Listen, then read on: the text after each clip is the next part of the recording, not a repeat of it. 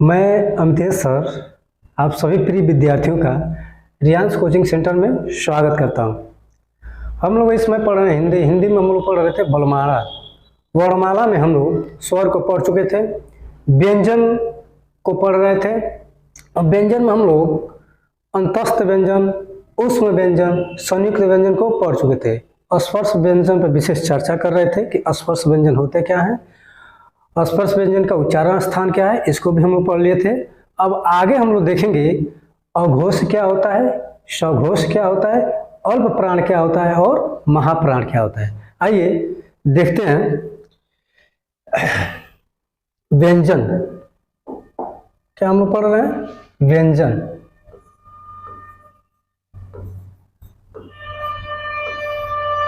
हम लोग पढ़ रहे हैं व्यंजन। व्यंजन संख्या कुल कितनी होती है? 33। इसको थोड़ा नोट कर लीजिएगा। व्यंजन संख्या 33 होती है। हम लोग इसमें ये पढ़ लिए थे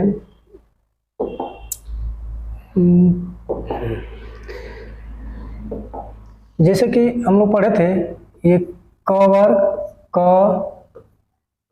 ख, ग, घ और ये अंग, हाँ, क ख ग घ अंग। उसके बाद ये च वर्ग, च, छ, ज, झ, इया, च छ ज झ इया। उसके बाद हम लोग ट वर्ग पढ़े थे, ट, ठ, ड, ढ, अण। उसके बाद त, थ, द, ध, न। उसके बाद है प, फ, ब, भ और यम। हम लोग इसमें शब्दों का उच्चारण स्थान पढ़ लिए थे, यानी कि व्यंजनों का उच्चारण स्थान पढ़ लिए थे कि कौन सा व्यंजन कहाँ से निकलता है। तो हम लोग इसमें ये पढ़े थे, ये जो आपका क वर्ग है ये कहाँ से निकलता है? कंठ से निकलता है। क वर्ग कंठ से। क हम ट्रिक भी बताए थे, के, टी, यम, डी, ओ, यानी कंठ, तालव्य, मूर्धन्य, दंत और ओष्ठ। ये ट्रिक बताया था ना आप लोग को। केटीएम 2 याद करने का तरीका होगा, केटीएम 2। तो ये कंठ से हो गया, ये किससे था? तालव्य से था, तालव्य। ये मूर्धन्य से था यानी कि मूर्धा, मूर्धन्य यानी कि मूर्धा। और ये था आपका दंत, ये क्या था? दंत। और ये था आपका ओष्ठ, ये था आपका ओष्ठ, ये आपका ओष्ठ था। यहां तक हम लोग पढ़ लिए थे। अब आगे हम लोग इसी में देखेंगे कि ये जो व्यंजन है, व्यंजन को, कौन से व्यंजन को अघोष कहा जाता है, कौन से व्यंजन को सघोष या घोष कहा जाता है। आइए इसको आगे हम लोग देखते हैं। जैसे हमको इसको क्रम के अनुसार इसको पहले सजा लेते हैं कि है ये क्या। पहले क्रम के अनुसार इसको हम लोग देखते हैं। जैसे कि मान लीजिए ये 1 हो गया, ये 2 हो गया, ये 3 हो गया, ये 4 हो गया और ये 5 हो गया, ये 5 हो गया। 5 भाग में हो गया। तो हम इसमें पहले पढ़ते हैं अघोष। क्या? अघोष। इसमें पहले हम लोग देखेंगे अघोष। अघोष किसे कहते हैं? अघोष। इसमें पहले देखेंगे अघोष।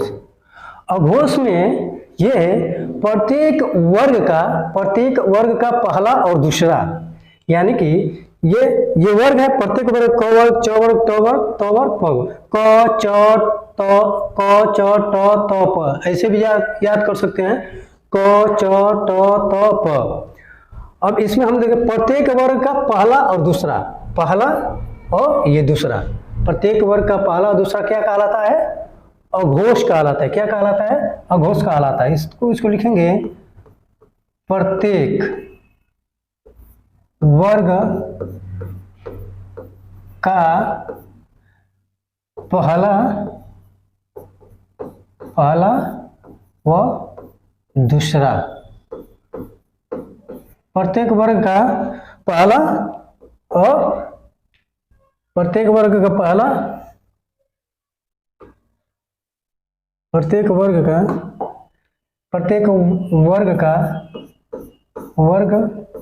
का पहला व दूसरा क्या कहलाता है? प्रत्येक वर्ग का पहला या दूसरा क्या कहलाता है? अघोष कहलाता है।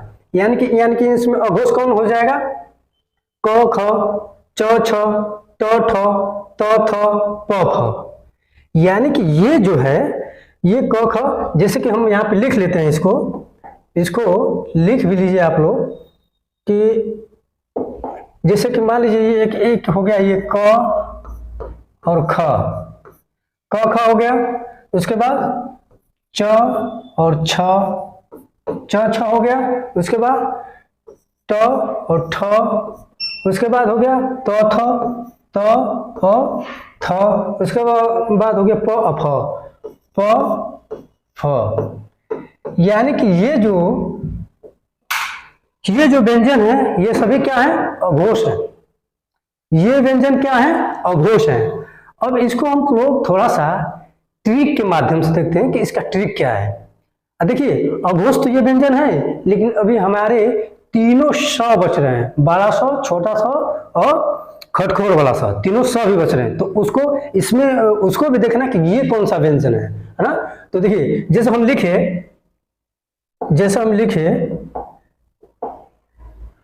अघोष लिखे, जैसे हम देखिए दो तरह से एजी से अघोष हो जाएगा ना। एजी से इसको लिखिए अघोष, यानी कि एजी लिखिएगा, एजी 555, एजी पहले लिखिएगा 1 2 555, 1 2 555। आ रहा समझ में? क्या मैं आप लोगों को समझाने में सक्षम हूँ? समझा पा रहा हूँ? कमेंट बॉक्स में जरूर बताइएगा कि एज 555, यानी कि 555 का मतलब, अच्छा है आप 3 यस भी लिख लीजिए, 3 यस भी लिख लीजिए। 555 का मतलब या चाहे यस का मतलब, इसमें आपका जो तीनों श है, यानी कि ये बड़ा श, उसके बाद खटखोर वाला श, उसके बाद छोटा सा, यानी कि ये तीनों शब्द क्या हो जाएंगे? अघोष हो जाएंगे। स्पर्श व्यंजन में तो है ना, ये स्पर्श व्यंजन में नहीं ना है, यानी कि ये तीनों श अघोष हो जाएंगे। अब प्रत्येक वर्ग का पहला और दूसरा अघोष हो जाएगा। आ रहा समझ में? प्रत्येक वर्ग का पहला और दूसरा अघोष हो जाएगा और तीनों श भी अघोष हो जाएंगे। यहां तक हो गया मामला, यहां तक मामला फिट हो गया। अब आगे हम लोग देखते हैं, अघोष देख लिए, अब आगे हम लोग देखते हैं सघोष, यानी कि सघोष किसे कहते हैं। तो आगे आप लोग देखिएगा, यहां पे लिखिएगा, यहीं पे समझ लीजिए सघोष,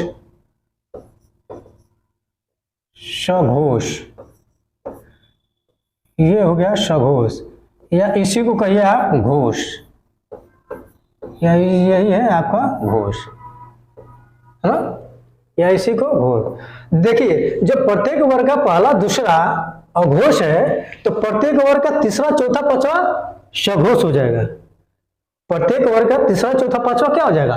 सघोष हो जाएगा। तो देखिए तीसरा चौथा और पांचवा, तीसरा चौथा पांचवा क्या है? सघोष है या घोष है। तीसरा चौथा पांचवा, प्रत्येक वर्ग का तीसरा चौथा पांचवा सघोष है या घोष है। तो कौन कौन है? ग घ अंग, च छ इ, ट ढ ड़, द ध न, ब भ म। ये सब, ये जो प्रत्येक वर्ग का तीसरा है, तीसरा चौथा पांचवा क्या होगा? सघोष या घोष हो गया। आया समझ में? यहां तक आया समझ में? इसको तो आप लिख लेंगे, प्रत्येक वर्ग का तीसरा चौथा पांचवा, यानी कि ये वाला और ये वाला, यानी प्रत्येक वर्ग का तीसरा चौथा पांचवा क्या हो जाएगा? सघोष या घोष हो जाएंगे। लिखना तो पड़ेगा नहीं, आगे आप लोग लिख लेंगे। अब चलते हैं आगे, हम लोग देखते हैं अल्प प्राण और महाप्राण। अल्प प्राण और महाप्राण क्या होता है आगे देखते हैं। आइए देखते हैं, फिर दोबारा इसको थोड़ा सा लिखें, फिर लिखें इसको अल्प प्राण। देखिए इसको एक क हो गया, ख, ग, घ और अंग, है ना, च, छ, ज, झ, इ, उसके बाद ट, ठ, ड, नहीं सॉरी, हाँ, ट, ठ, ड, ढ और अड़, है ना। उसके बाद हो गया ट, ठ, ड, अड़, क, ख, ग, घ, अंग, च, छ, ज, झ, इ, ट, ठ, ड, ढ, अड़। उसके बाद त, थ, द, ध और न। उसके बाद प, फ, ब, भ और म। आ रहा समझ में? ये तो सबको पता होना चाहिए कि ये क्या है, ये है ना। तो हम लोग पढ़ रहे थे ना, वहां पे हम लोग पढ़ लिए थे, अघोष पढ़ लिए थे, सघोष पढ़ लिए थे। अब हम लोग पढ़ना है यहाँ पे अल्प प्राण और महाप्राण। देखिए ये 1 हो गया, ये 2 हो गया, ये 3 हो गया, ये 4 हो गया और ये 5 हो गया, है ना। तो अल्प प्राण में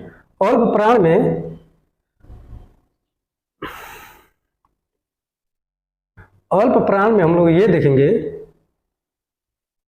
ये अल्प प्राण में हम लोग ये देखेंगे कि कौन सा, अल्प प्राण में हम ये देखेंगे कि कौन सा अल्प प्राण है और कौन सा महाप्राण है। तो आइए पहले हम लोग देखते हैं अल्प प्राण। अल्प प्राण होता क्या है? ये रहा अल्प प्राण। देखिए अल्प प्राण मतलब इस शब्द से ही पता चल जा रहा है कि अल्प प्राण है क्या। शब्द से पता ही चल जा रहा है कि अल्प प्राण है क्या। प्राण का अर्थ होता है, प्राण का अर्थ होता है हवा निकलना। यहाँ पे प्राण का अर्थ है, इसमें प्राण का अर्थ है क्या है? हवा निकलना। जैसे हवा निकल रहा है ना, तो प्राण का अर्थ है हवा निकलना। तो इसमें कौन कौन सा आ जाएंगे? इसमें आ जाएगा प्रत्येक वर्ग का तीसरा और पांचवा। प्रत्येक वर्ग का पहला, तीसरा, पांचवा। इसमें कौन आ जाएगा? प्रत्येक वर्ग का पहला, तीसरा और पांचवा, ये क्या हो जाएंगे? अल्प प्राण हो जाएंगे। प्रत्येक वर्ग का पहला, तीसरा, पांचवा क्या हो जाएगा? अल्प प्राण हो जाएगा। यानी कि अल्प प्राण का मतलब यहाँ पर प्राण का तात्पर्य यहाँ पे ये है हवा से, यानी कि हवा निकलने से।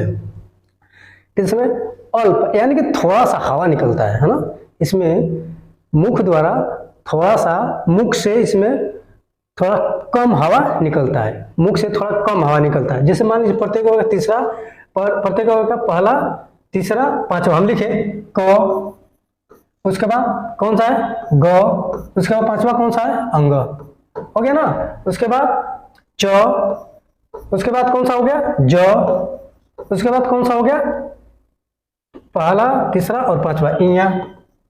उसके बाद ट, उसके बाद ढ, उसके बाद अड़, उसके बाद त हो गया, उसके बाद द हुआ और उसके बाद न हुआ, फिर प हो गया, फिर ब हो गया और फिर म हो गया। यानी कि ये प्रत्येक वर्ग का पहला, तीसरा और पांचवा। प्रत्येक वर्ग का पहला, तीसरा, पांचवा क्या हो गया? ये अल्प प्राण हो गए। अल्प प्राण का मतलब होता है मुख से कम हवा निकलना। मुख से क्या हुआ? कम हवा निकलना। जैसे आप पढ़ के देखिए क, ग, अंग, च, ज, इया, ट, ड, अड़, उसके बाद त, द, न, उसके बाद प, ब, म, यानी कम हवा निकल रहा है। अब इसी के ठीक मतलब विपरीत, इसी के ठीक विपरीत अब जो बच रहा है इसमें, अब जो कौन कौन बच रहा है? पहला, तीसरा, पांचवा तो हो गया, ये पहला हो गया, ये तीसरा हो गया, ये पांचवा हो गया, लेकिन अब कौन बच रहा है? अब आपका कौन बच रहा है? देखिए दूसरा बचा और आपका ये दूसरा बचा और चौथा बचा, यानी कि दूसरा चौथा क्या हो जाएंगे? साधारण भाषा में दूसरा चौथा क्या हो जाएंगे? महाप्राण हो जाएंगे। यानी कि हम लोग महाप्राण देखेंगे, महाप्राण ना, यहां पे देखते हैं महाप्राण, महाप्राण, यानी कि महाप्राण क्या हो जाएगा? प्रत्येक वर्ग का दूसरा और चौथा क्या हो जाएगा? प्रत्येक वर्ग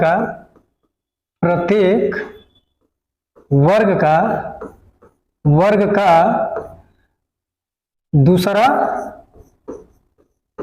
और वो पांचवा, दूसरा और चौथा,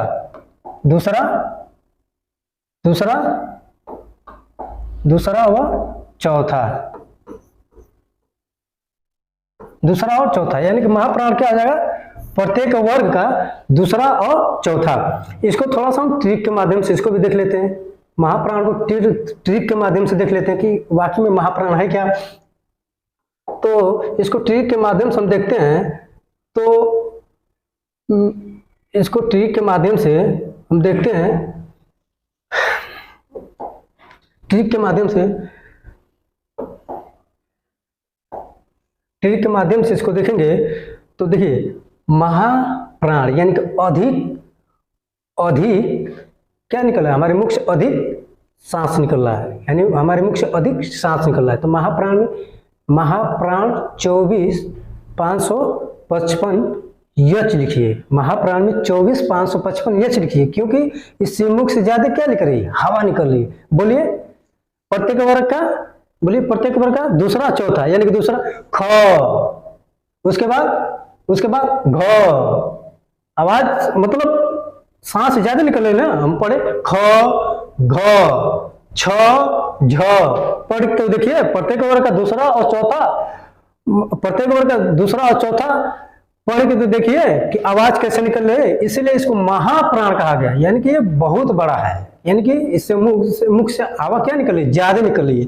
तो आइए देखते हैं, इसको थोड़ा सा ट्रिक के माध्यम से समझते हैं। महाप्राण, तो इसको हम लिख रखते हैं एमपी, मध्य प्रदेश लिखिए चाहे एमपी लिखिए, यानी कि लिखिए महाप्राण। अच्छा इसी को लिख सकते हैं हम एमपी आ रही है एमपी। अब इसमें हम ये देखेंगे एमपी में क्या हो जाएगा? एमपी में तो गर्दा मचाना है। एमपी में क्या हो जाएगा? एमपी में हो जाएगा 24, ये 555 वाला आप डाल लीजिएगा, आप लास्ट में डाल लीजिएगा यच, यानी कि ह वाला कह रहा है, यच से ह होता है ना, यच से ह होता है, वही ह वाला कह रहा है। और तीनों सौ, बड़का सौ, खटखोर वाला सौ और छोटका सौ, तीनों सौ रहेगा और ह रहेगा। तो ये क्या हो जाएंगे? महाप्राण हो जाएंगे। यानी कि कहने का तात्पर्य है कि ये बड़ा स हो जाएगा, ये हो जाएगा खटखोर वाला स, ये छोटका स, और फिर क्या हो जाएगा? हाथी है। फिर क्या हो जाएगा? हाथी है। यानी कि महाप्राण में कौन कौन आ जाएंगे? 24, यानी कि प्रत्येक वर्ग का दूसरा चौथा और 555 यच। 555 मसाला खाते हैं ना, गोल्डी मसाला, वही वाला 555 है। दूसरा मत समझिए, समझिए कि इस व्यंजन को, इस अक्षर को हमको खाना है, बनाकर खाना है, वही 555 है। तो 24, 555 यच, यानी कि बड़ा सौ, खटखोर वाला सौ और ह। ठीक है, आज व्यंजन कुछ हद तक समाप्त हो गया। अब आगे हम लोग, अब इसके आगे जो चैप्टर उसको पढ़ेंगे। आज की क्लास यहीं पर समाप्त किया जा रहा है। थैंक यू सो मच, धन्यवाद।